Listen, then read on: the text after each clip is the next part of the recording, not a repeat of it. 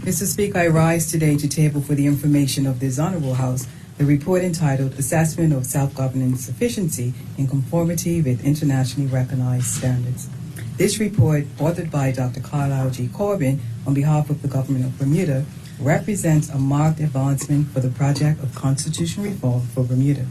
Dr. Corbin's distinguished qualifications are well established and already on record. Mr. Speaker, as I mentioned in my statement to this Honorable House on 18th November 2022, I commissioned this report as a benchmarking assessment of Bermuda's perceived readiness to advance towards greater or full self-governance.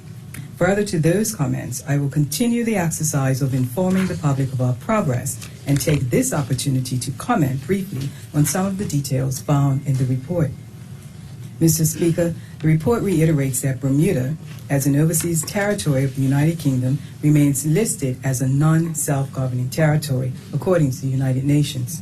The inalienable right of the people to freely decide their political status and freely pursue their economic, social, and cultural development is foundational to the United Nations Charter. Mr. Speaker, we must understand that the UN Charter mandates certain obligations are placed upon state parties, such as the United Kingdom, to assist their territories with achieving the full measure of self-governance. The United Nations Special Committee on Decolonization monitors the progress towards decolonization of the remaining non-self-governing territories. By way of reference, the UK government's white paper, the Overseas Territory Security, Success and Sustainability of 2012, still represents the substantive UK position paper on how it defines its relationship with its territories, including its views on constitutional reform leading to greater self-governance and sovereignty.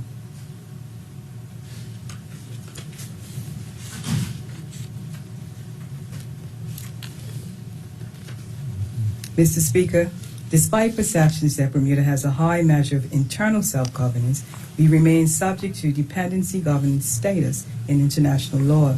The Bermuda Constitution Order 1968 acts as an instrument of unilateral authority and an instrument of delegated authority for the purposes of determining the distribution of power locally under the sovereign. Mr. Speaker, just as independent small island states such as Barbados consider their continued constitutional relationship with the UK sovereign, it is timely that Bermuda, too, resume the evaluation of our position and relationship with the United Kingdom under our existing constitutional arrangements. The report being introduced in this Honorable House today shines a lens on the historic constitutional evolution of Bermuda through respective periods of dependency governance under the Bermuda Constitution Order 1968. In doing so, the author draws comparisons to the circumstances in other non-self-governing territories. Additionally, Mr. Speaker, the report utilizes a comprehensive internationally recognized diagnostic tool, the Self-Governance Assessment, to evaluate the political status and governance arrangements with the goal of determining the level of compliance with the minimum standards of self-government as recognized under relevant international criteria. Essentially, what is being measured in the report is the extent of the political power differential within the existing dependency governance arrangement and the degree of preparedness for self-government through the existence and exercise of delegated authority to the territory under the Bermuda Constitution Order 1968 to attain the full measure of self-government. The Self-Governance Assessment Procedure considers the self-governance sufficiency of a non-self-governing territory across 10 self-governance indicators.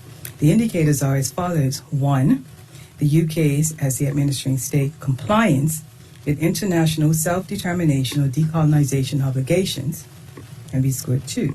Indicator 2, level of unilateral applicability of laws to the territory.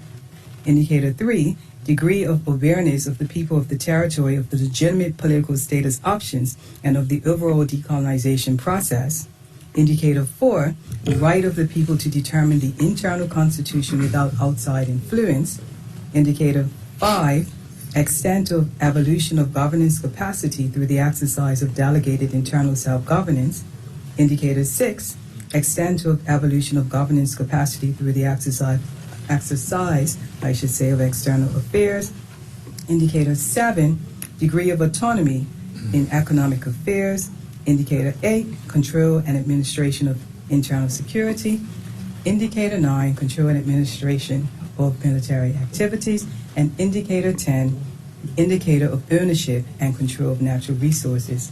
Application of the self-governance indicators can be found in Part 6 of the report, beginning at page 146. Bermuda's self-governance sufficiency is evaluated on a sliding scale of 1 to 4.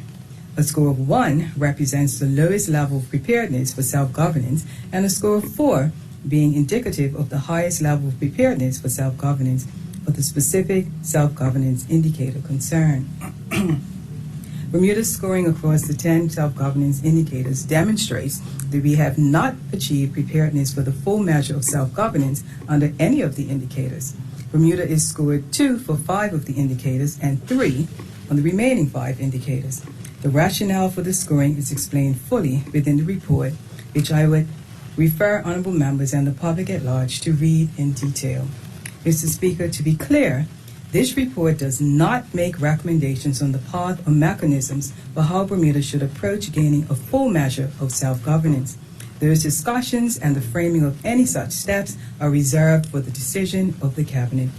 In closing, Mr. Speaker, the government's commitment to the wider exercise of constitutional reform is underscored by a mature approach to discussions with the UK government about self-determination for Bermuda, alongside public engagement at home through wide-ranging community discussion and education.